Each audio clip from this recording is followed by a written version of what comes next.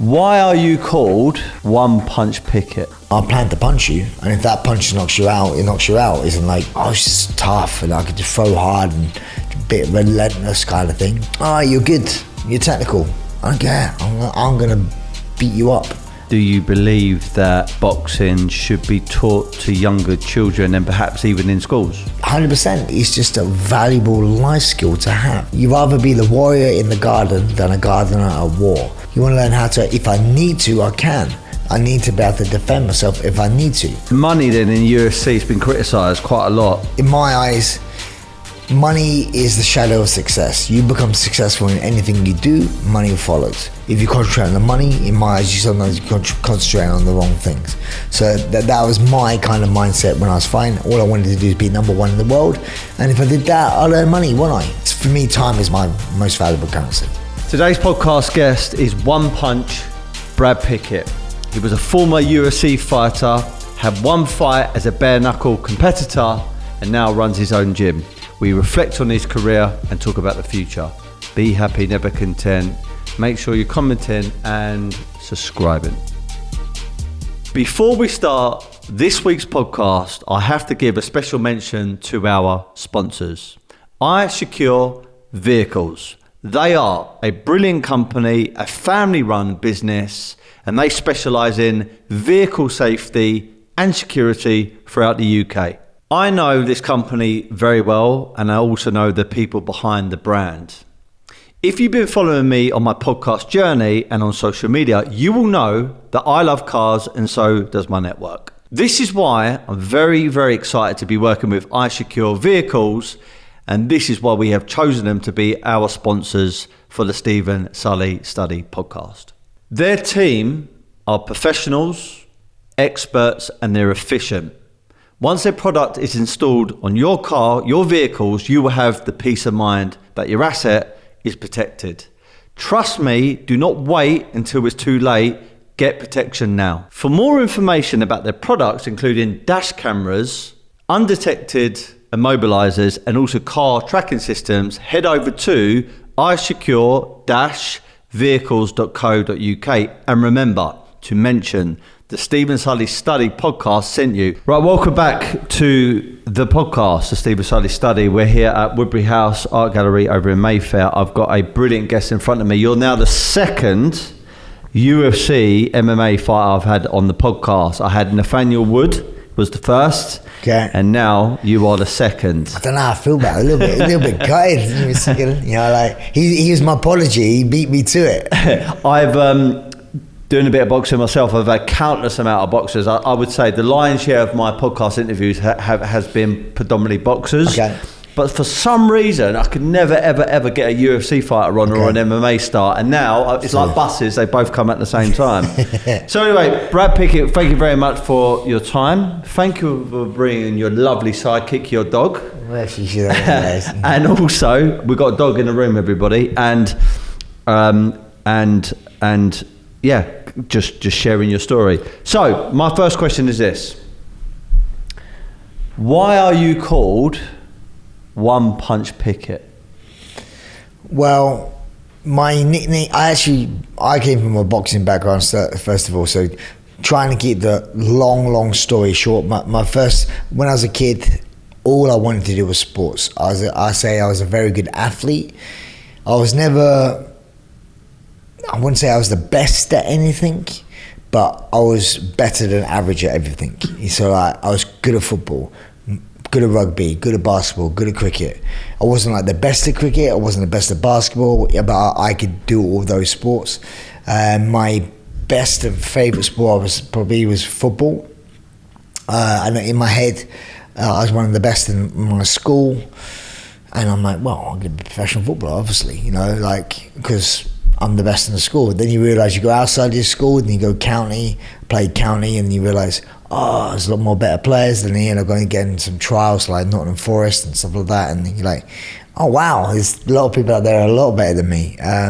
So yeah, but football was always my main drive, and I played, the highest level I played over a team called Russian Diamonds. I couldn't get into their first team. I was like playing for the reserves and that sort of thing. I was only like 18, 19 at the time anyway. Then I suffered a really bad knee injury playing football for Sunday Morning, which I shouldn't have been playing for them. And I had a bad injury. Then that happened. Then I got into boxing and just started boxing there just to keep fit.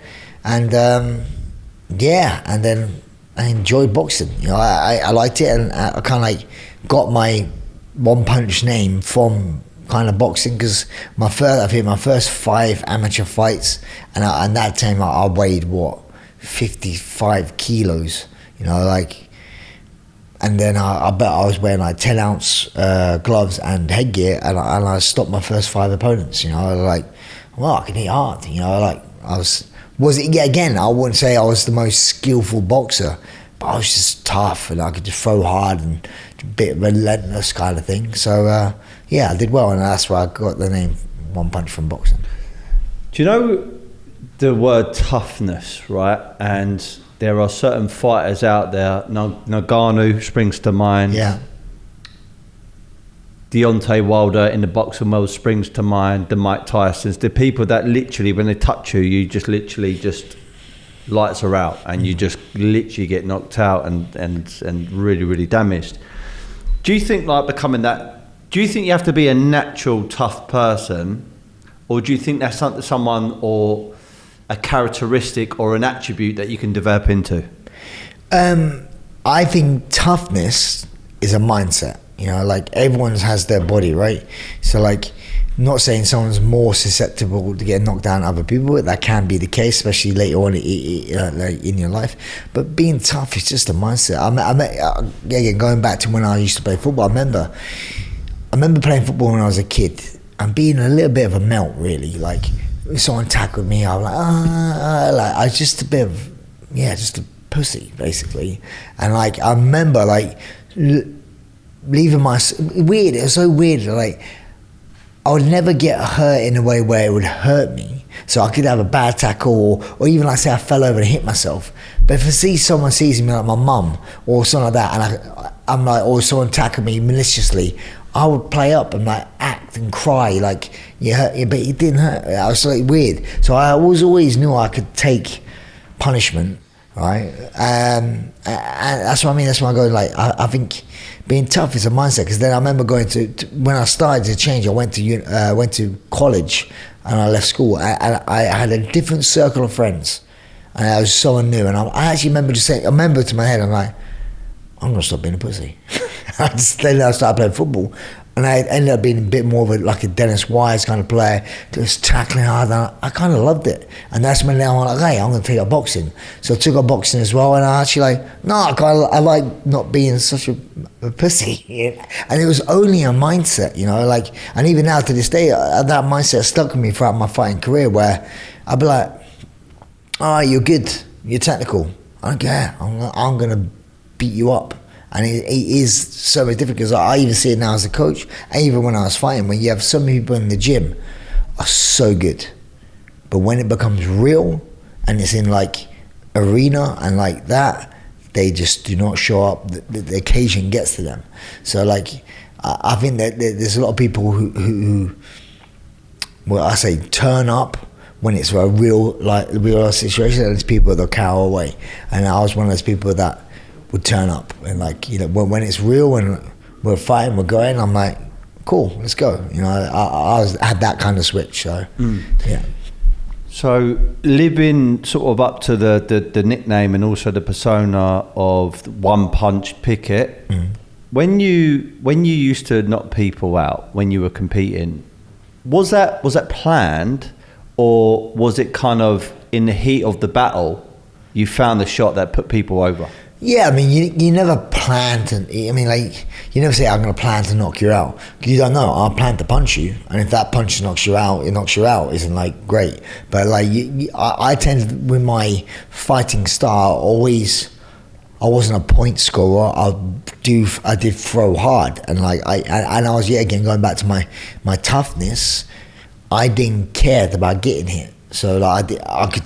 Yeah, again, I was quite good at absorbing damage, and this is the thing where some people, in a combat sport, even boxing and like in MMA, you don't want to be what I call a glass cannon. You don't want to be a case where I could knock you out if I hit you, but if you hit me, you knock me out. You want to have some resilience and toughness. And some of the best heavyweights in the world go to boxing.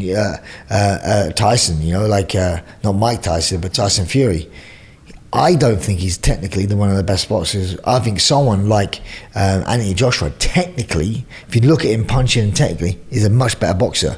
But if those two fought, Tyson Fury is going to win because he can fight and he can take a punch. You saw him when he fought Wilder and he got knocked down like he was dead, you know, and he came back, you know, like, so he's one of those people. It's not about, sometimes so cliche to say like Rocky, it's not about how hard you can hit. It's about sometimes about what damage you could absorb and come back, you know. So especially in the heavyweight division as well, you know, like you got to have some sort of resilience.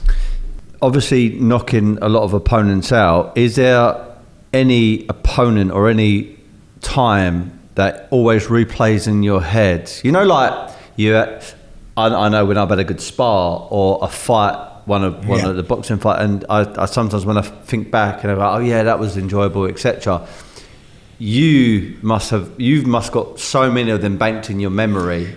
Is there one that stands out? You thought that knockout was a real sweet I have one? some from my amateur boxing days, but it's quite weird because in MMA, even though I was classed as a striker, my name was One Punch, I actually have a lot of submission wins on my record. And I actually became really good at wrestling. I went out to America, wrestled. So that's something I was a jack of all trades. I used to throw hard as well. So one that really stuck out to me is when like I had quite a few fights in the UFC and like I'd win decisions involved in some exciting fights and stuff and some submissions. I had knocked someone out for a little bit, and then I remember making having a fight in the UFC in Nottingham, and I fought a guy called Yves Gibron, and I in the first round, again, he was a really good striker from Canada, and I was a little bit nervous fighting him because he was like real good, flamboyant, spinning back kicks, all that sort of stuff, and I was a little bit nervous fighting him, being a good striker. And I remember just coming forward, trying to take him down, and him, you know, defending my takedown. And I remember the commentator, when I've written about it, I didn't hear it at the time, but saying, "Oh, Brad Pickett's going to find it hard to take down Yves Gibron within the first round." And then I went to go for a takedown, but I feinted it and I came back over an uppercut. So he ducked down to think I was going to go for a takedown, and I uppercutted him and I just knocked him out cold. Yeah, and that was in the first round. So it was quite good because obviously having the name One Punch, you got to live up to it once in a while. So that was good. So that definitely, yeah. And also I got like knockout the night bonus from the UFC and that. So that was cool. I asked this to Nathaniel, and you've actually covered it in some other previous interviews and podcasts. You're clearly good at boxing. You're obviously clearly good at MMA. But why didn't you take a professional career in boxing, considering the amount of money that is actually involved? Yeah, again, going back to what I was saying, right. So this is how it happened, because like if I remember, I always get it wrong, but I think I was like either 10-1 or 11-1 as an amateur boxer, and I think I stopped like 7 or 8 of my opponents. And that was at like 55 kilos. With that though, going back to what I'm saying, I wasn't the most technical boxer. I was a brawler, right? So even the fight I lost, I remember, it was in like a where up in Wellingborough somewhere. It was like in one of the Midlands kind of area final. And I fought a guy, came out like I always did, dropped him in the first round, right? Got back up, came out, dropped him again. He got back up. He got a lot of time to recover. I got a little annoyed at the ref because I let him a bit too long to go. And then I kind of like, he just survived. He was older than me at the time, and he just survived that first round and like just boom, and then just picked me apart. Boom, just jab. And like in amateur boxing, you could jab me. I don't know if it's changed now, but I can remember back in those days, if you jab me in the head, that's a point. If I overhand right you and knock you down, that's a point. You don't get, it's not like boxing, I mean like pro boxing. And And maybe different now, but back in those days, it wasn't like that. Yeah, punch is just represents punch. 1 point. Yeah, so it doesn't matter how hard you hit, right? So I remember, and then I remember trying to finish that guy and just gassing myself out and just getting out box, boom. Guy moved around, he'd stayed away from me, jab, move, and me just swinging bombs. So I wasn't, like I say, the most technical guy, but I could hit hard for my size, and I was ferocious. So, I did well. So for me, actually, I would have done better at professional boxing than I would have done at amateur boxing. But then, like I said, when I was 19, 21, I ruptured my ACL on my knee playing football. And then that kind of put a halt to my footballing, my footballing sort of dreams. But then I gave up boxing as well, because football was my thing. As in, like, I didn't really. It's cool to box. I liked it. I liked the respect it gave me, and also I liked boxing as a good life skill to learn. Because, like, not that I got bullied, but like, if you were a bully, who are you gonna pick on? The guy that can box or the guy who can't? You're not gonna mess with me. So what I did with Maya when I learned how to box, I kind of used it as a vigilante tool where I looked after.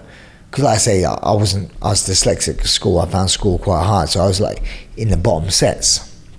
So if I was in the bottom sets, I was with, they're not so bright people, and some people get picked on, right? So I was making friends with them. So because I used to like defend them and like, hey, leave that guy alone. So I was tough in that way, and I used it as a vigilante tool. So like for me, it's like, and then I watched my ACL, tried to get back into boxing. This is when I moved back down to London. I went to the Canning Town, Peacocks in Canning Town. And I remember going boxing then. I was a little bit older at the time, I'm like 24, 25. I just went to the boxing, and I just remember going there to the boxing classes, and I didn't really get any attention because all the people they're looking after are these young kids. And I get it. I was a 24-year-old man, and that's the difference with boxing. You can't get into it late in life and really do too. Now you can a little bit because of YouTube and those sort of things. But as a professional boxer, you need to kind of like have a good amateur career. I mean, like, and I was too old when I got back in, so I didn't get enough attention. And that's when one of my friends said to me, "Oh, why don't you go try out MMA?" And I'm like, all right, I'll give that a go, see what it's like. I remember watching some early UFCs, and I'm like, okay, I'll go give grappling and go a little bit. And I went and done that, and I'm like, I remember just like, when I used to go boxing, when you get to a certain stage, like, you know how to jab, slip, cross, roll, right hand, and then apart from that, then it's just like natural ability, time and speed. Where when I went to MMA, I'm like, what's this? A rear naked choke? What's that? A takedown? What? Knee? I'm like, what? I was just learning. There's so much stuff, and I just found it so cool, And back then, also when I started MMA, it wasn't really a career path or anything like that. It was just a bit of fun. And yet again, I remember going to my first ever MMA class. There was a young boy called Mark Smith, and I was a 25, 26-year-old man when I started MMA, and he was a 16-year-old kid. And yet again, coming from a bit of a boxing background, you kind of think, I'm all right, I'm tough. And being quite a good athlete, I'm quite, solid. And I remember getting an absolute battering from this guy called Mark Smith, a 16-year-old kid. And he just humbled me. Not that I was cocky, but just opened my eyes. And I just went, holy shit, I cannot have someone out there be able to do this to me just for a general life skill. I need to learn this. And it kind of just lit a fire, and I just started doing MMA, and I just loved it, learning all these new things. It was such a refreshing to me, and that's when kind of I just took off and started doing MMA. And then then I started fighting MMA, and I'm like, oh, cool, this is fun. And then the rest is history, sort of thing. So on that note, do you believe that MMA boxing should be taught to younger children and perhaps even in schools? 100%. It doesn't have to be in schools, but like I said, everyone goes to I've got 2 kids. I've got my young son Buddy, who's 7 years old, turning 8 this month, and I have a daughter called Poppy, who's 4, turning 5 in December. Buddy's already been in the gym quite a bit. He is by far what I call a fighter. Like, he doesn't have a bad bone in his body. I don't have a bad bone in my body. But he will learn how to fight because it's just a valuable life skill to have. You know, like that's so cliche to say. You don't want to be. You rather be the warrior in the garden than a gardener at war. So you're not saying you want to go around beating everyone up because you can. You want to learn how to. If I need to, I can. I need to be able to defend myself if I need to. So like I said, it's just a life skill. For me, it's not natural to me to go punch someone in the face. Even though it was my job for a long time, it's not. I never ever had any animosity towards the person I was fighting. You know, it was just a job for me, and I was good at it. Business, it was a job. I mean, like nowadays there's a lot of trash talk and all that sort of stuff. For me, it didn't bother me. You know, like I'm gonna fight quite ferociously, not because I dislike you. It's just because I'm competitive and I don't like losing. Was there ever a person you ever thought though that you didn't like? Never. No. It's not a person I don't like. Yeah. Even now, I can't even count on one hand the people who dislike. It's if there's people I'm like, okay, I'm not a massive fan of, but I like going back to what my mum used to always say: if you've got nothing nice to say, just don't say it. I don't have to say, so I don't have to tell you I think you're a dickhead. You know, like I think you're a bit of a dickhead, I'm like, okay, cool, whatever. I may not like you, but someone else will. Each their own, whatever. And there's people out there I think they're a bit, you know, bit of a waste of space or whatever, but I just keep it to myself. You know, like me telling you that guy's a bit of an idiot, that's gonna cloud. He's gonna straight away gonna put things into your head to think this guy's an idiot. Me, make up your own mind. If you think that guy's an idiot, I think he's an idiot. Cool, but he's an idiot then, isn't he? But I'm not gonna try and persuade you. I mean, like, so like, for me, it's like, yeah. So for me, going back to the original sort of the question, I actually don't know what the original question was. I think you've covered it anyway, but okay. The UFC is a massive multi-billion-dollar brand. Now, I know when you were fighting, it was big. Yeah. Obviously, today it's on steroids and it's gone to a completely different level. But even back then, it had a big following. And it was adored and it was appreciated by a lot of fighting fans and also the wider sporting fans. Yeah. It must have done a lot for your own, forget fighting, just your own profile. Like 100%, it turned you into, let's call it a celebrity. Yeah. You know? What was that like? You know, suddenly having this big profile, fighting in front of thousands of people and becoming recognised as you walk down the street? Humbling. I mean, like for me, I'm on it even to this day now. If anyone recognises me, I'm like, all right, mate, you're good. Yeah, I'm just a normal person. I think a lot of people, when they see people in the limelight and all that sort of stuff, they think they're different. Everyone's human. That's why I never get fazed if I ever see anyone else famous. Like if David Beckham came in there, I'd be like, guys, go David. You could, you know, like I'm not like they're all human. We're all human. I think for me, it's like I don't class myself as anything different. When I used to fight, I used to wear a trilby hat and braces, and that was to pay tribute to my granddad, who used to be a bare knuckle boxer. And then also I used to come out reading the newspaper. And because I'm from East End of London, what do you do when you go to work? Go on the underground, you get the metro, and you read the newspaper. So that was my walking out thing. I'm coming out, going to work. So for me, I class myself as a normal working man, and this is just my job. You guys like it, brilliant, you know, awesome. I love the fans' attention.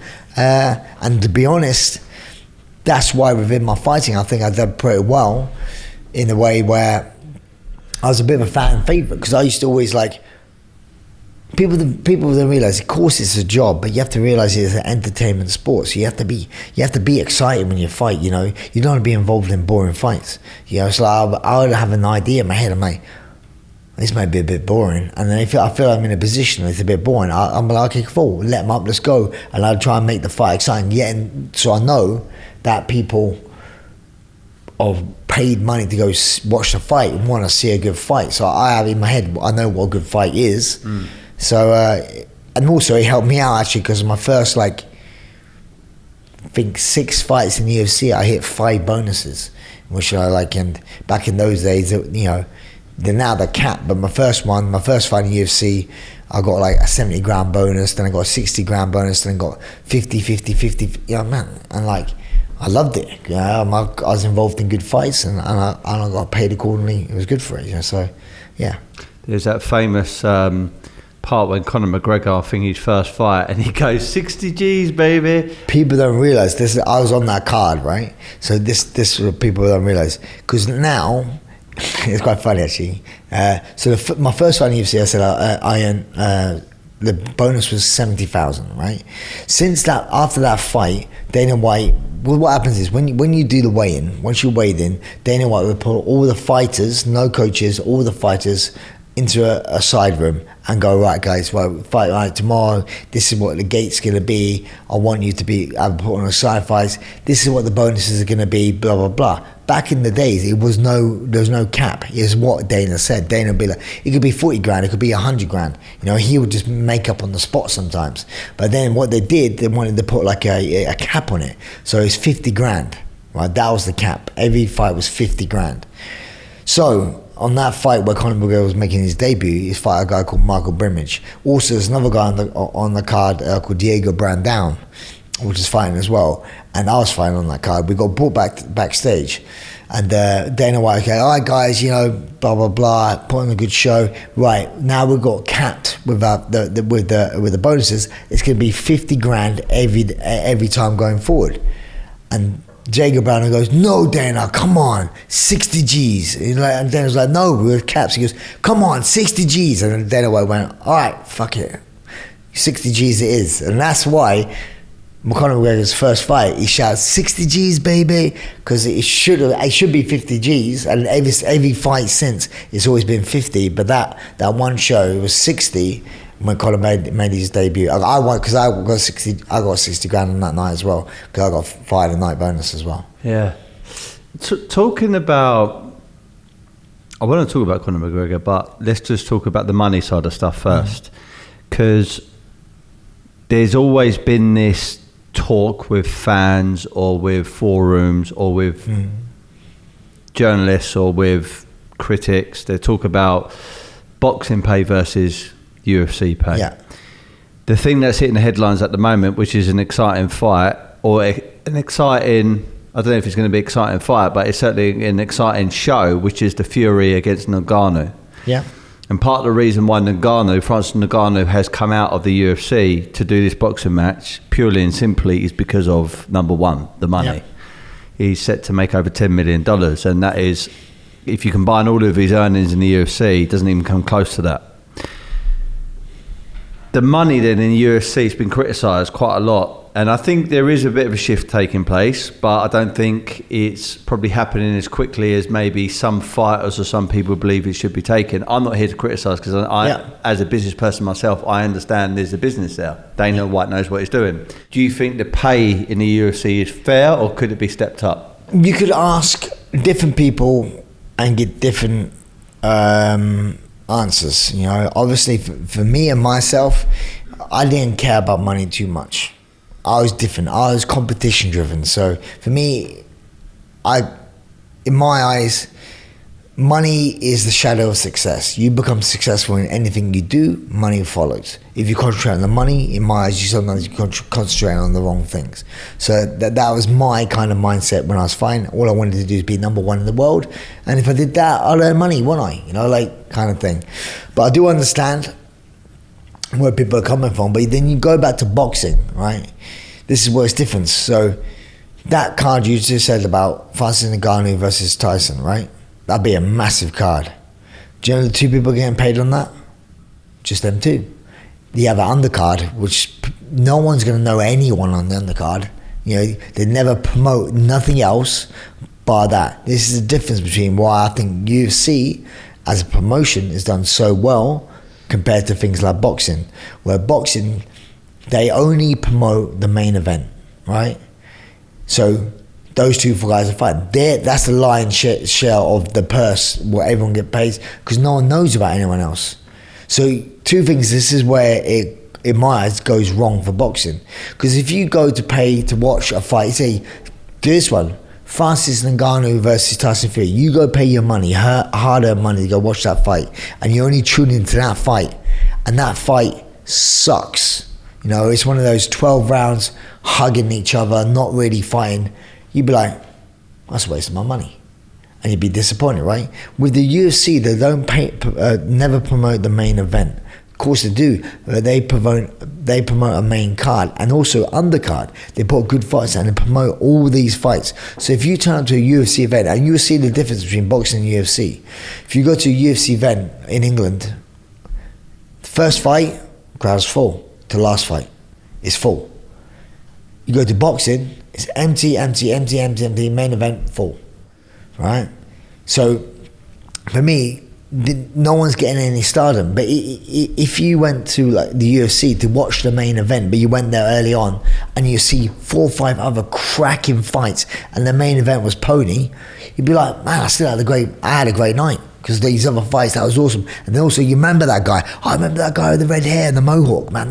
He done that spinning knockout. That was cool. And then you start developing other stars rather than relying on the 1, 2. So that's why I think for me, boxing is so. You don't have multiple stars, if that makes sense. You just have one here, one there. And that's why, for me, it seems a little bit shallow. Where in the UFC, you have multiple weight classes and multiple stars who are not even like Conor McGregor. Massive star.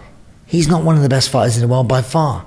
No, one of the well-known, 100%. Very talented fighter. I think he's great. I love him, right? But he's not, he's not the number 1 pound-for-pound fighter. He's not even the best in his weight class, but he's still a superstar.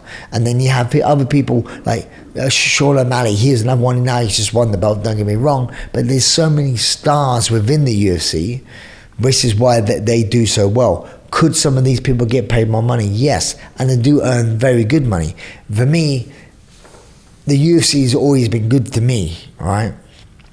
Like there's a few times where I had a fight. I remember fighting on Conor McGregor versus Chad Mendes. It was UFC 193, I believe it was, or 196, and it was in Vegas. I had a fight. I opened up the main card, I think, against a guy called Thomas Almeida. He was 20-0, and I was, and I fought him. We had a cracking fight in the first round. I dropped him a couple of times. I thought I was going to, that was it. Second round, he came out. I threw a knee, he threw a jumping scissor knee, boom, dropped me and won the fight. I was gutted, right? I went back home. On the Monday, Dana White called me personally himself. He goes, mate, that was a really good fight. I know in the UFC as well, you get paid show and win, right? So you get paid X amount to fight, X amount to win. He said to me, that's a great fight. We're going to pay you win money. Didn't have to do that. It's not my contract to him to do that. But he says, that was an awesome fight. Appreciate you doing that.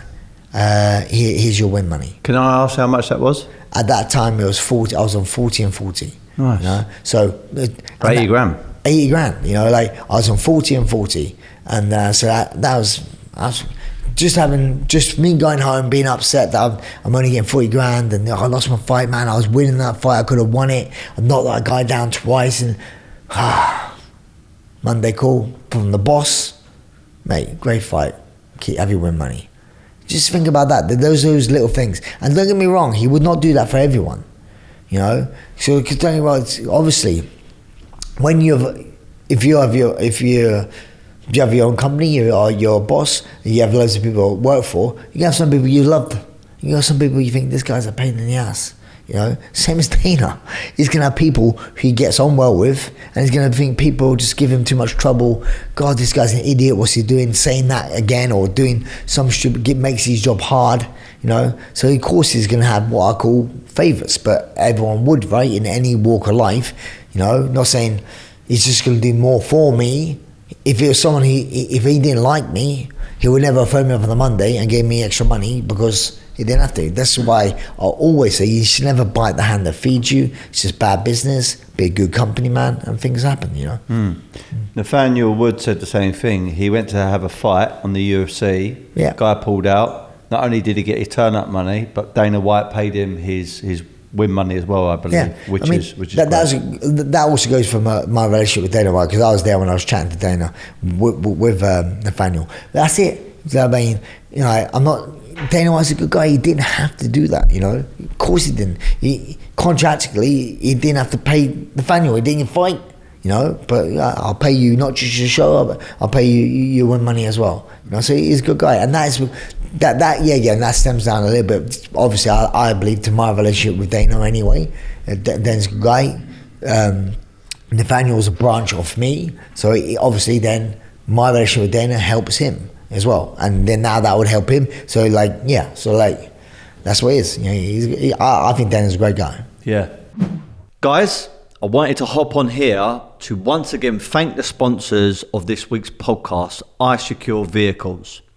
When we were searching around for sponsors for the channel, we honestly wanted to get a brand, a company that would give massive amount of value to our audience, and that is definitely iSecure Vehicles. They have a wide range of products which are designed to keep your vehicle, your asset, safe and secure. Some of those products are dash cameras, undetected immobilizers, and car tracking systems. Head over to iSecure to look at their products and make sure you say that the Steven Sulley Study podcast sent you there. So, talking about Conor McGregor, because at one stage, the UFC was kind of like the Conor McGregor show. Yeah. You know, he was the UFC. Superstar. Global superstar. You know, obviously he then pivoted out, fought Mayweather boxing match, came up with the slogan, I am boxing, which is still actually very funny, but also quite a cool thing to come up with, and he embodied it. And I say we all knew that he was going to get beat by Mayweather. No, it's weird. There's always a puncher's chance. But the thing is, this is what he's one of those fighters. Is one in a lifetime, right? Where a bit like a Muhammad Ali, right? Because let's not get mistaken. Conor McGregor for me is a fantastic fighter. But what he does best as well is sell fights, right? And he even had me thinking, you know what? I reckon he might have a chance, you know, against Mayweather. Mayweather, one of the best boxers to ever be on the planet, best defensive boxer, doesn't get hit hardly ever. And I kind of like, Conor had me believing it a little bit, you know. Like, I'm not sure, I wasn't stupid. Like, as soon as the fight happened, you're like, oh yeah, okay, cool. So it happened. What happened, right? He's so good at captivating, and what he does really well as well is like what you call you double down. So like, if you're very brash and very like confident with what you do, me and you are fine. I'm gonna knock you out in the third round, 100%. You believe me. You know, mark my words, what I used to say. And then I'll knock you out in the third round. You're like, what? What the? Fucking hell.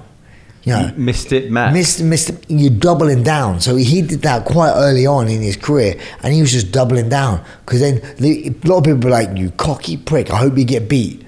And then he'll win by the way you said he was going to win. And you're like, oh man, this is quite... What the fuck, you know? And that's what happens is, if you do that, you put yourself on such a high pedestal, right? A lot of eyes are going to watch you. So two ways: if you lose, you fall further, but if you win, you double down. So he was doubling, not just betting, he was doubling down on every time he fought by saying how he's going to win and being that sort of confident, you know. So that's why he blew up like he did, and he was what I call the first UFC fighter. Probably the only other one I would say is probably Georges St. Pierre, but other than that, he's the first UFC fighter which was more famous than the UFC in a way where people might not even know who the UFC was. It's like, why I used to say this, David Beckham was more famous than just football. Right, he was famous outside of football. Even if you didn't follow football, you knew who David Beckham was. Even if you didn't follow UFC, you knew who Conor McGregor was. You knew those sort of people. So like, obviously within the sport of football, David Beckham was super famous. Even in the sport of martial arts, Conor McGregor is famous. In the sport of martial arts, I was famous. Outside of martial arts, people won't know who I am. Outside of martial arts, people knew who Conor McGregor was. He had that big star pool, you know? Yeah. Well, it's the difference between becoming a great superstar athlete opposed to being a celebrity. You know, everybody knows you. So, look, I agree. He is still today a master salesperson, master promoter, master marketeer. He really can sell a fight, and he can sell anything he puts his hand to. But in the last recent years, he's had obviously injuries. He's lost a lot of his last fights. In that time, he sold shares off, or maybe all of his shares in Proper 12, which is his whiskey. I think that netted him $180 million. He's had massive paydays, including the Mayweather fight, which I think he got well over 100 million for. He's now got Forge Stout, the basically the equivalent of Guinness, which is building up, and it looks like that's going to be an uber successful company. He's got multiple different other brand endorsement deals. He is such on this high. I mean, there's obviously the Lamborghini boat. He's got everything that he could possibly want. He's so successful. Because he's got so much money and he's so successful, is that now his downfall to his fighting ability? I think so, because obviously to be one of the best fighters in the world, you need to live and breathe just fighting. He became so addicted to the business side. Don't get me wrong, he's fucking fantastic, because look what he's got now. It all depends what you value and you want to do in life, if that makes sense. So like, he loved the business side of things. He wanted to be successful. Like, you see him always talk about, look, I'm on the Forbes most richest athletes, you know. That's his goal. He wants to be number one in Forbes. That's his thing. For me, I was honest. I didn't care. I wanted to be number one in the world. If I was number one in the world and I was on Forbes, whatever, cool. But I was never money driven. You know, money is a very important tool. You do need money in life in general to have a good life. Don't get it. Well, money's not everything. I was always competition driven. So for me, that's why I think his focus went off when he did become number one in the world. Was a 2-time weight champ. Stuff like that. His focus went elsewhere. Then when that happens, the target's on your back, everyone's gunning for you, everyone's training harder. While you're in there writing checks and cashing in checks, this guy's sweating, you know, in the fields, running up and down hills, coming for you. So like, yeah, and like I say, let's not get it wrong, he and still is a very fantastic fighter. But if you don't live, breathe, eat, sleep just as sport, it's gonna come out. It's gonna come get you, because there's those people like in Dagestan, like Khabib, who was a guy that, you know, that's beat Conor McGregor and that. You're gonna see these guys who, like Khabib, one of the best fighters in the world. Yeah, not many people know him. Not many people know him as well as Conor McGregor. But Khabib retired unbeaten. You know, he has loads of money, but he's just whatever. He keeps it, you know, he's not that person, you know. And like I say, it's like everyone has regards success in different ways, right? Some people think to themselves, oh, this guy's got a massive house, a Lamborghini boat, this and that. Man, this guy's so successful. But you never know. You don't know behind the scenes. He's, you know, life is a wreck. His kids, you know, I'm not saying about him, by the way. I don't know. I'm not throwing anything out. But just say you are a person. His home life could be horrible. You know, like, you know, for me, that's what I was saying. My life, right? I don't have a Lamborghini boat and all that sort of stuff. I value my life, and I class myself as the wealthiest man in their life. It's because of my wife and my 2 kids, and even my little dog over here. I have such a beautiful family I'm so proud of and so happy with. And yes, I need to earn money to support that family, to give them a better life. But I'm so happy with my family. That's where I value my riches. Yes. I was going to say, actually, I listen to a lot of podcasts, a lot of interviews, personal development, etc. And I think it was shortly after the Mayweather fight, I believe Conor McGregor lost his way a bit. And what I mean by that, there was the incident in the pub where he punched an old guy. Yeah. There was videos that were going around on WhatsApp chats where he was going into an estate, I think in Ireland, and he was out of his head. And there was actually one where a lady... He was a prostitute, I think, yeah. Yeah, and he's clearly in bed. And it's just like, how has this guy gone from owning the world to becoming, seems like he's going off the rails. Yeah. And I get it. All the fame, all the attention, all the money, sometimes you can kind of lose your purpose. And he then went on to the Tony Robbins podcast, where he went to Tony Robbins' house, and he was very open about stuff. He was like, listen, I came away from the basics, and I really just sort of, I just wasn't giving my craft and my profession 100%. And you see it of the best of people all the time. And then he had him for, who was the guy he shouldered? Donald Cerrone. Yeah, he had Tony Robbins in his corner, like his mindset life coach, and he obviously came out with that phenomenal performance and then knocked out the guy that knocks out people with kicks, and he knocked him out with a kick. And it just shows you that he's human. You can have the highs, you can have the lows, and if you're not doing the basics, and if you haven't got good people around you, then you can fall by the wayside. You're a product of your environment, indeed. And this is also I gotta say is, like, not everyone. Like, so for me, I'll be honest. I like to think that if I had that, you never know, right? But I like to think if I had that level of fame as he did and the level of money he did, I wouldn't go astray. I think it's in your individual. You can't help sometimes who you are. I chose to be a role model. I didn't choose. Sorry, you don't choose to be a role model. I think I am a good role model, and I don't care about for other people so much. I want to be a good role model for my children, right? So that's my thing. So me being in the limelight, like saying even now being on a podcast and stuff like that, I want to set good examples. Like my children listen to this podcast, whatever like that, you know, they hear my mum. I want to be a good role model. You don't choose to be one sometimes, you know, like sometimes you could just be famous and like you don't want to be a role model. And you see a lot of fighters say, look, I don't want to be a role model, but you can't help it. It's the responsibility given to you by being famous. And I say some people will take it with two hands and do very well, and some people just implode, you know, like and just like go off the rails and do some mad stuff and can't help it. You got to realize if you're that famous, the camera's on you all the time, things are gonna get found out, you know. So yeah, so like I say, a leopard never changes its spots. If you're gonna be a bit of a naughty person and you're famous, you'd be a naughty person if you wasn't famous. Yeah, my former boss, when I first got into sales, always said the same thing.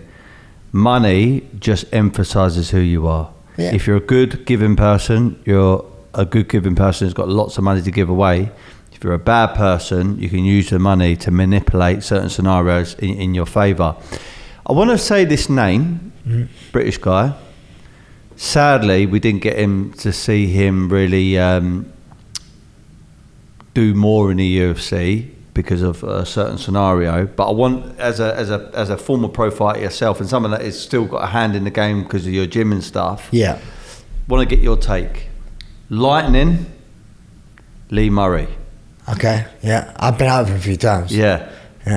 Your take on him as an individual, your take on him as a fighter, because I remember seeing Dana White saying, this is years ago, that guy is a scary motherfucker. For me, I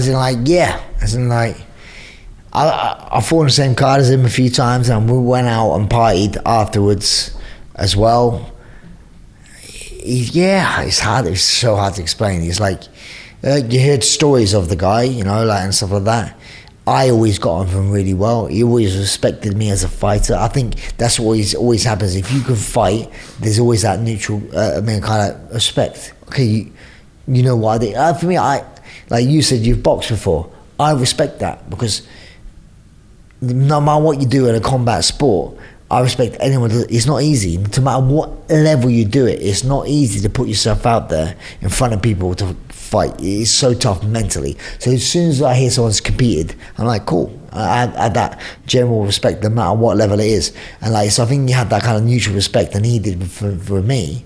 But for me, it was like one of those ones where you just kind of look at someone, right? And he's this kind of guy, really nice guy, but you're just like, man, I got a feeling this guy could flip out any time and just kill everyone in this nightclub. You know, like you kind of like, you had that I was on my edge a little bit. You're like, oh, maybe I have to be careful what I say. I'll never will be that disrespectful anyway, but you know, sometimes you can have a laugh and a joke with some people. I didn't feel like I would want to try and make fun of him in any way, because I didn't want to get it wrong and me get stabbed or some shit like that. Well, it's like a big, let's say, dog that you're stroking, but you feel like one stroke or one kind of hand movement 100%. wrong, the dog is not only going to bite you, but he's going to literally not let go. That's one of those ones, and sometimes you get those dogs, right, loyal as anything. But like, this is me, my dog, right? I have a little small dog, right? And this is what I like Bonnie. I love Bonnie to bits. She's amazing when it comes with humans. She's not the friendliest with other dogs as well. I think it's because she thinks she's human. But it's like, what's the worst she can do? Whatever. Lick you to death. Yeah, but if you go to like a big pit bull and you get some of them ones where you like, I don't know, but you know, they could just like flip out, and if they flip out, you're in trouble. You know, so like, you never know. And like, I know a few fighters, like I even say one of them called Hector Lombard. He's a fighter I used to train with. I could talk to him. He's one of those guys. He could be the nicest person to you in the world, so nice, but you never know. This guy's got a switch and he can just flip out over nothing. I remember him sparring, like, and he was always a ferocious competitor. And in the sparring, he only had one level, was 100%. So even like a warm-up round, there'd be like a warm-up round, everyone's warming up. Okay, yeah, 3 minutes, you know, just warming up with each other next to me. And I look over and there's some guy unconscious on the floor. I'm like, what the flip? And Hector's knocked someone out again, and he'd just be walking around like this. So, but then afterwards, he'd be like, hey, man, he'd be like, be the nicest guy in the world, take people out for dinner, deal with this. But he's just, he's crazy. Yeah, so you do get a lot of people out there like that. I asked you this when I met you at the Gala charity last Saturday, actually. UFC or Bellator? What is the real difference? Because on the outside, let's just say someone's a casual fan or casual sports fan, they'll be like, yeah, it's the same sort of thing. What is the major difference between the UFC and Bellator? My easiest way to describe this to the casual person, it's just a different promotion, right? It's the same sport. So in my eyes, it's like it's like Premier League, Bundesliga, La Liga, Serie A, and La Liga. It's like, it's just different leagues, right? Obviously, some people think, what do you think is the best footballing league? Premiership. You think the Premiership? Some people can go, nah, Serie A. So it's like that. But in my eyes, I think the Premiership is the best. But other people probably disagree with you. Right? I say, no, that's the same thing. For me, in my eyes, the best promotion where all the best fighters are. Go back. Why do you class England being the best league? Because you believe it has probably, not all of them, don't get me wrong, but it probably has majority of the best players in that league, right? But then the argument, what about Lionel Messi? He's the best player in the world. He doesn't play there. That's how I explain it. Where the UFC for me is the best organization because it has the best fighters. If you hold the UFC belt at any weight class, I believe you're the best fighter in the world. But there are other promotions like Bellator, like ONE FC, like PFL, where some of their champions, you never know, could go to this promotion and win a belt or do well, whatever. And it has happened. People like have come from Bellator, come to the UFC, done well and won a belt, right? So it has happened, right? But it's not, in my eyes, the best fighters in the world will aim and try and go to the UFC. That's where the best players are. Some fighters don't, and not all the best fighters get to the UFC or go there. They do go elsewhere, But in my eyes, this is what I like about MMA more than boxing. Boxing, in my eyes, you have a WBA, WBC, WBO. Who's the best fighter in the world? I don't know. Would WBO fight WBC? No. Politics somehow. The Manny Pacquiao versus Mayweather. I wanted that to fight to happen a decade before it did. But because of politics, it never happened. Two of the best fighters in the world, in their prime, they should be fighting each other because you want to see who wins, right? That won't happen in the UFC. They will fight each other because all the best fighters in the world will go there, where they're not blocked by different promotions or this or that. So you never know. There's too many belts in boxing where sometimes, and politics, the best fighters don't get to fight each other, or when they do, it's 10 years too late, kind of thing. Where in MMA, if you want to know who the best fighter in the world is, you look at the UFC, you look at who holds the belt at that weight class, and you're pretty much certain that that's probably the best fighter in the world at that weight class. So clearly you was on the UFC. Beforehand, you was on the World Extreme Cage Fighting Circuit. Absolute Championship Berkut, is that right? ABC, that's I never fought on that though. That was a Russian show, but yeah. Okay. And I got to hear you done bare knuckle. Right, yeah. Yeah? Why did you get into bare knuckle fighting after the UFC? Okay, so basically when I got into fighting, my mum said, you got to live with my granddad, right? When I started boxing. But my granddad died when I was 4, so I didn't really get to know him.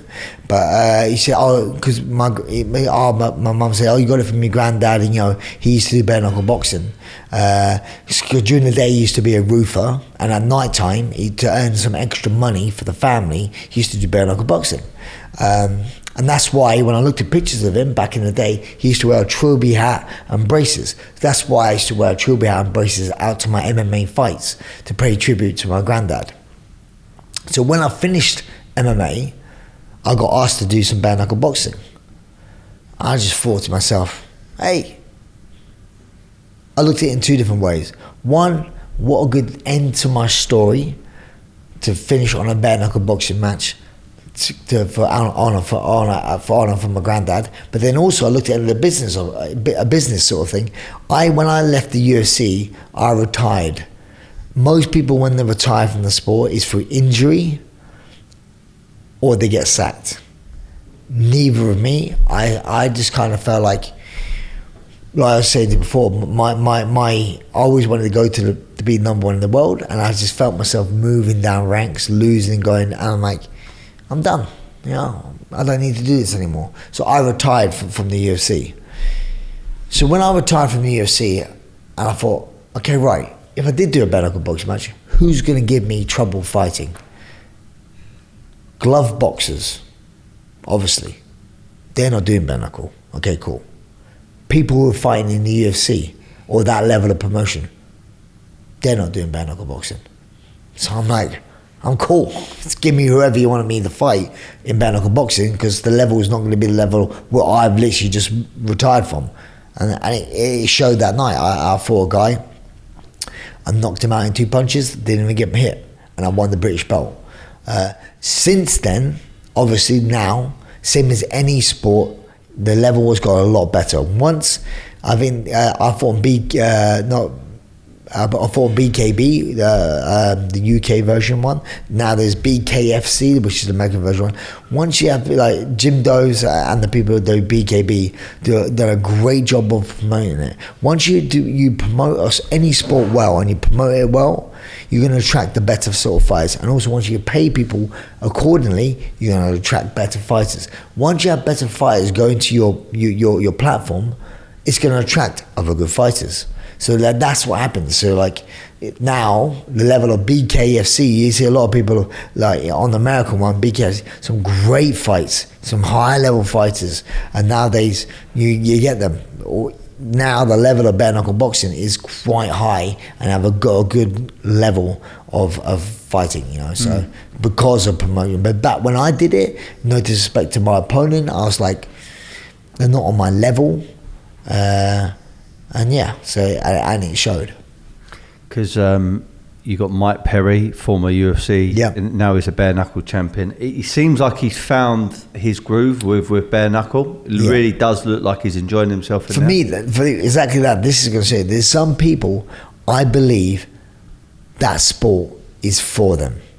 Going back to what I was saying earlier in the podcast, it's not about how hard you hit, it's about how hard you can get it. And he is one tough motherfucker. Mentally and physically, just an animal. And he's he reminds me a bit of a screw loose guy. Yeah, I mean, fighting, you have to have a bit of a screw loose, right? And like, he's just fucking tough. And it shows when he fought Michael Venom Page, right? Michael Venom Page, no disrespect to Mike Perry, is 10 times technically better fighter than Mike Perry. But in a fight, which a bare knuckle boxing match is a fight, is the closest thing to a real fight. Take skill set out of the equation. It's just you gotta be fucking tough. And he showed in that fight, Mike Perry is one tough bastard, and he beat who in my eyes is a much more technically sound striker in Michael Venom Page, you know. And that's what, and honestly, going back to what I was saying in my path, if bare knuckle boxing was a sport, a big enough sport back in the day, I would, in my eyes, would be amazing at bare knuckle boxing, just for my fighting style, how I was, and just my mentality and stuff like that. I think bare knuckle boxing would have suited me down to the ground, you know. But obviously, it became more of a sport when I finished fighting, you know. But it suits certain people, and it's about, like you say, toughness is a massive attribute you need to be a bare knuckle boxer. What do you think's more dangerous, boxing with gloves or bare knuckle fighting? Boxing with gloves, right? People, and also with MMA. Agreed. Right? People in MMA. I think MMA is also safer than bare knuckle boxing. Right? I think this way I think glove boxing is more dangerous, then it's bare knuckle boxing, then it's MMA. MMA is the least dangerous. Yes, mad injuries happen in all sports, broken limbs, this and stuff like that. But let's talk about the main thing on everyone's mind is head trauma, right? Brain damage. They're the life-changing injuries that you can sustain. You won't find them, and don't say you never happen, but you won't find them as much in MMA. Reason being, a couple of reasons. One, I know you're wearing 4-ounce gloves, but two, your grappling involved a lot. Three, if you came at me now and I hit you with a good right hand, you dropped to the floor, right? I ran at you, jumped on you straight away, started hitting you. The ref pulls me off you. I win the fight. The fight's over. Okay. In boxing, you come at me, boom, I crack you with a big right hand, you fall down. I do not continue to come down and hit you. I let you recover. You get your 10-second count. You make the belt, fine. You come back out, you sustain more damage. Then I can maybe drop you again. Boom, you go down again. Good chance to recover. Come back up, more damage. So you're going to get more damage and head trauma because there's no grappling. You're not on the floor for any time. It's literally body and head is all I'm targeting. No kicks to the legs, no nothing like that. So you're gonna take more brain damage. So going back to bare knuckle and glove boxing, same thing applies. If I'm hitting you with a bare knuckle, I'm more likely to do more damage, as in not knock you down. Yeah, again, you're not going to sustain that too much, right? This is where, for me though, in bare knuckle, where it can be a little bit dangerous, where you get a 20-second count, right? Which is a long count for the chance to recover, right? And then, you go back. The rounds are shorter. You only get I think the maximum rounds they do is 5 twos. It's normally 3 twos, right? Not even 3-minute rounds. Where in boxing, it's 3 12-minute rounds, right? No, sorry, 12 3-minute rounds, right? So it's just long, and you're just getting so much damage for a long bit of time. And for me, sometimes in my eyes, boxing can become a little bit boring because of that, right? What people see a lot in MMA and in bare knuckle boxing is cuts. Blood. Oh my God, someone's dying. I've been cut so many times in training and in fights. It's very superficial. You're stitched up, and within a week, you're back to normal. I break my limb or tear my ACL or pull a bicep, I'm out for a long period of time. They're the injuries you don't want to sustain. They're the ones that suck. These little eye cuts are nothing, but people see blood and automatically it's the uneducated person who follows the sport, who doesn't know too much, think, oh my God, that's so bad, it's barbaric. You know, like, and for me, it's not that bad, those little cuts. But going back to the original thing, I think it's worse for you, glove boxing, because how long the rounds are, and you don't hit each other hard enough all the time to knock each other out, and you're just getting cumulative damage. I think, that's worse. I think boxing could be a lot better in the way where I think they should do 2-minute rounds, not 3, right? Give everyone a 1-minute break in a 2-minute round, and you're gonna get a much better fight. You think about if you're a fighter, you have a minute break in a 2-minute round, what you're gonna fight. 3-minute round, MMA is a lot different. It's a 5-minute round, but a 3-minute round is quite a long time, right? But if you had a 2-minute round, you're gonna go out there and you're gonna fight, boom, boom, and it'll be way more exciting, and you're gonna go out there a bit more guns blazing than a 3-minute round. You're gonna pace yourself because you know that it's gonna be hard to put someone away, kind of thing. You're gonna pace yourself for the later rounds. You know, that's why I find boxing nowhere near as entertaining as I did do back in the day when I had like Nigel Benn and the Dark Destroyer and people like that. Mike Tyson, where you knew Mike Tyson when he was fighting was never thinking about how am I going to feel in the 12th round. He's feeling like, I'm going to get you out in the 1, 2, 3, 4. He's trying to knock you out in the first 4 or 5 rounds. You know, he's not thinking about the 12th round. Where nowadays in heavyweight boxing and boxing in general, people think about, okay, I need to pace myself here, and to save themselves and don't exert themselves as much. So I think boxing, if they had shorter rounds, would be better, or not as many rounds, and get people to fight more, if that makes sense. Yeah. This next question is what I think about with myself, and I've not done fighting as a career or as a profession, but it's something I absolutely adore. My favourite session is typically on a Friday, even though I didn't do it today because I got an injury, is sparring. I love it. Yeah. It just makes me awake. When I spar, my Friday is always good because all my senses are alive. I feel like I can communicate with people better. I feel like I'm aware. It's just the release is. People won't understand it if they're not into fighting, but when you pull off a good move, or you have a good little bust up and you actually get a couple of digs, for some reason I just feel like I thrive from that in that environment. But I interviewed a guy called Tris Dixon, who's got a book called Damaged, and he writes in this book, the boxers who get the brain damage or long-term concussion, it's not because of the fights, because of their sparring. Yeah. And I get it, because 16-ounce gloves, you've also got the head guard on, you've got obviously the gum shield in, and I think because of that, you're willing to take more silly risks. You got a bigger head. One, you got a bigger head. 2, also you can take. Me getting hit with the same sort of impact is the same. My head's wobbling as much as the same. And also, again, going back to boxing, all boxers do is spar boxing, right? Where in MMA you grapple, you do wrestling, you wrestle. You don't. Going on, we do spar as well, but we spar probably full sparring twice a week. Right, boxers spar way more, every day nearly sometimes.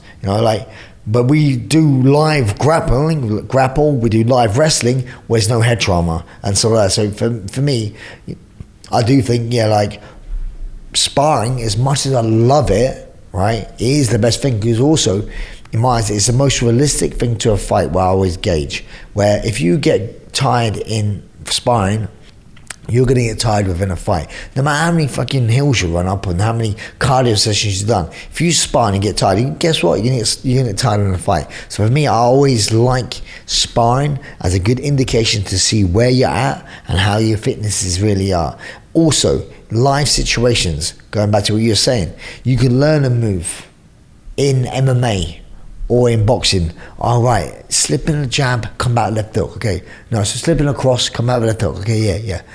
But unless you pull that off in a live situation, your brain don't believe that it works. So say you learn something new, you could drill it 1,000 times, but until you pull it off once, you're never going to believe in that move. It really works. So how I explain this is like, you would say, oh yeah, when I hit a move, you're like now, say you sparred today, right? Tonight you didn't spar, but say you did spar, and you start sparring and you crack some guy with a beautiful left uppercut. What are you gonna do later on in the round, the next round, or next time you spar?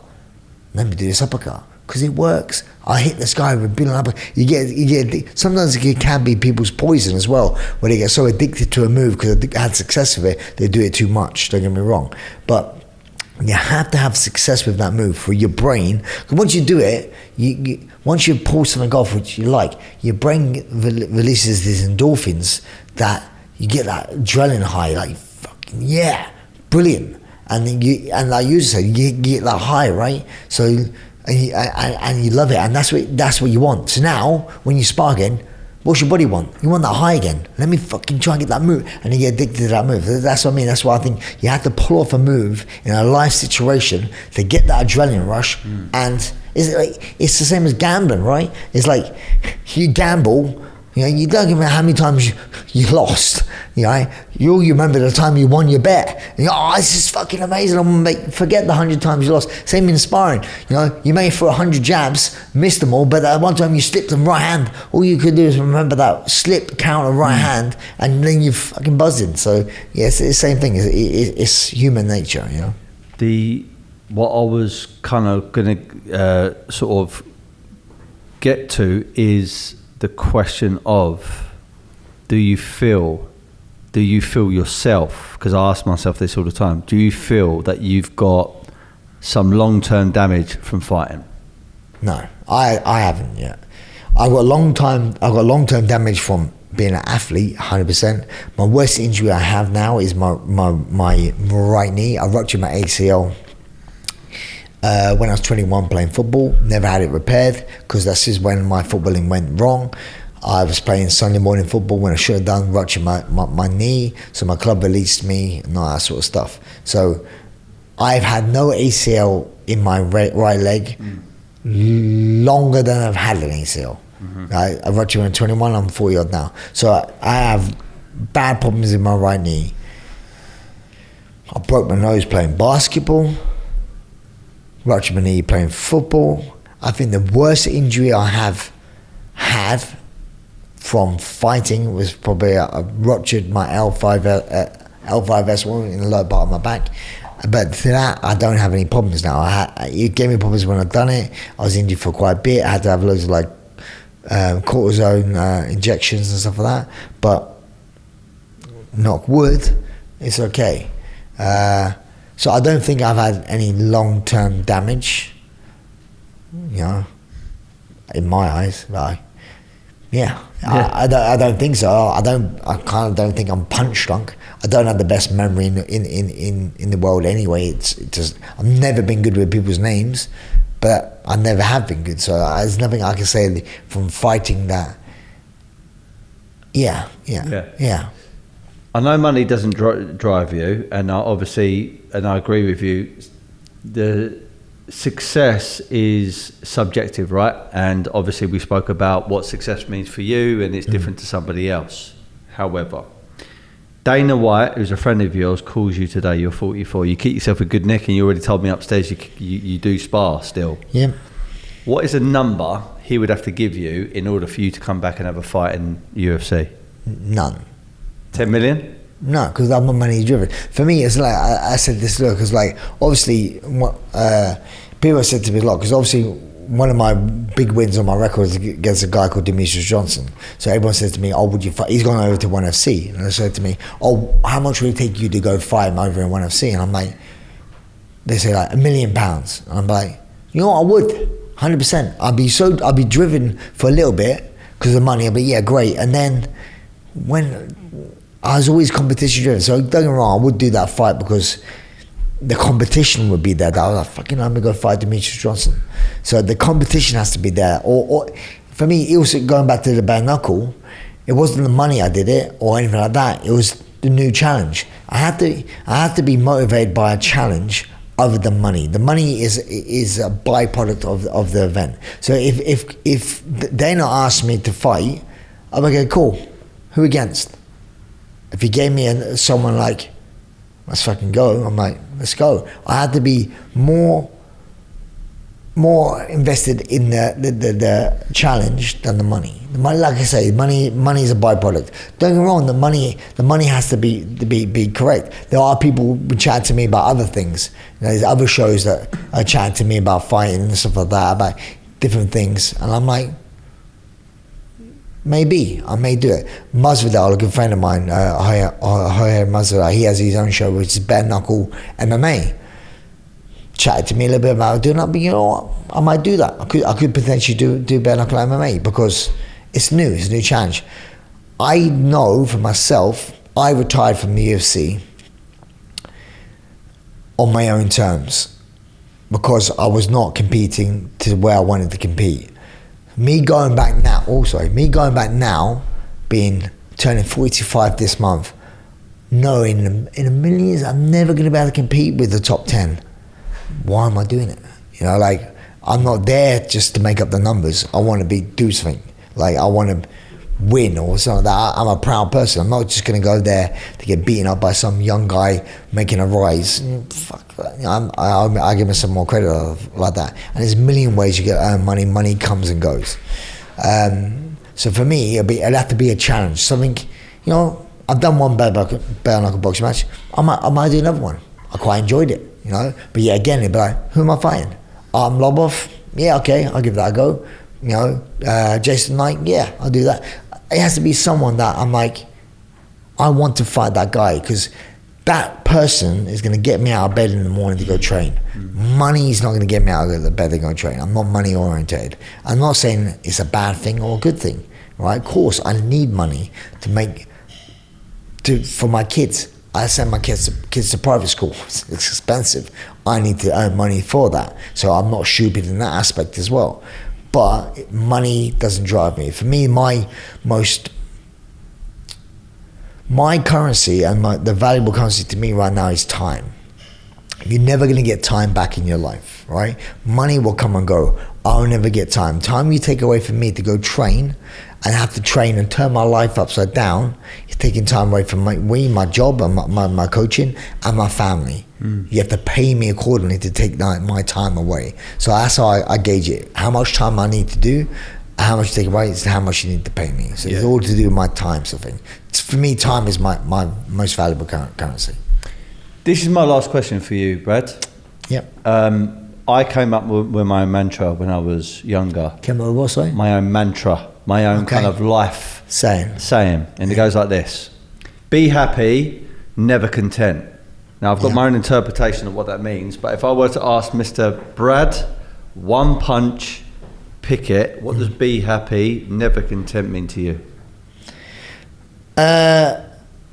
Being happy is just be a good person, treat people how you want to be treated, and never be content is never just be resting on your laurels. Always strive to be either one, a better person, or two, a better dad, or better at anything, and just never be content of who you are, and always try and improve yourself as an individual. That's how I would read that motto. Yeah, mate. It's been an absolute pleasure interviewing you. Thank you. You're an incredible athlete. You're an incredible individual. Thank you. You're exactly how everybody described you, and it's been an absolute honour. And if you do make a comeback in the fighting world, I want a part 2 afterwards when we talk about your success. Will do. Thank you. All right. Thank you very much. Be happy, never content. Make sure you're following Brad and make sure you're subscribing to the channel. And once again, thank you very much, mate. Thank you. Guys, before we end this episode, I have to give one more mention to this week's sponsors, iSecure Vehicles. Now, I've already mentioned their products. They are the very best in what they do. They have a wide range of different services and different systems to protect your asset and your vehicle. Head over to their website to find out a bit more. Thanks for watching this week's episode. There's going to be some more exciting guests, some big names, and some really, really juicy episodes.